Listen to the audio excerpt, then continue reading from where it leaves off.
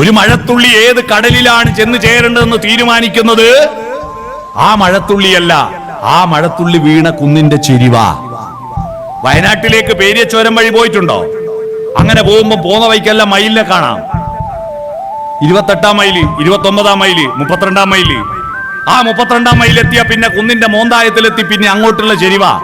ഈ മോന്തായത്തിൽ ഒരു മഴത്തുള്ളി വന്നാൽ ആ മഴത്തുള്ളി വീഴുമ്പോ ഒരു ഇളം കാറ്റ് ഇപ്പുറത്തോ അപ്പുറത്തോ വീണാൽ എന്താ സംഭവിക്കുക?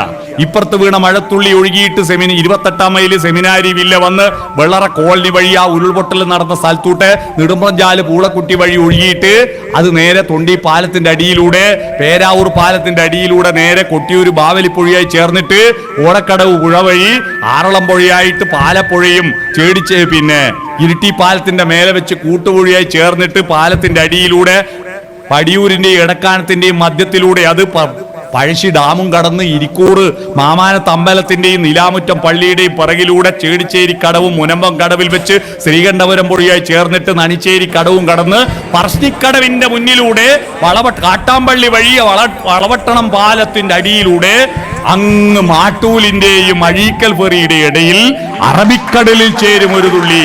എന്നാൽ ഈ കാറ്റ്, ഈ തുള്ളി വീഴുമ്പോ ഒരു ഇളം തെന്നൽ അപ്പുറത്താ വീണെങ്കിൽ ആ വെള്ളം ഒഴുകി ചന്ദനത്തോടാവും, തലപ്പുഴയാവും, ആലാറ്റിലാവും, പിന്നെ മഞ്ഞപ്പളുങ്കന്മലയിലൂടെ, മാനന്തവാടിപ്പുഴയിലൂടെ, വള്ളിയൂർക്കാവിന്റെ മുന്നിലൂടെ, അത് കുറുവാദ്വീപിൽ വെച്ച് പനമരം പുഴയുമായി ചേർന്നിട്ട് പിന്നെ കബനി നദിയാകും.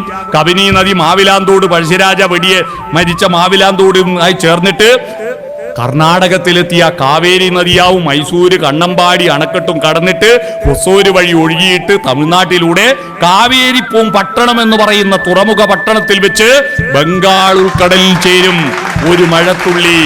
ആ മഴത്തുള്ളിയല്ല തീരുമാനിച്ചത്, ആ കുഞ്ഞിന്റെ ചെരിവാണ്. നമ്മുടെ മക്കളുടെ മഹത്വം നിശ്ചയിച്ചത് നിങ്ങളാണ്.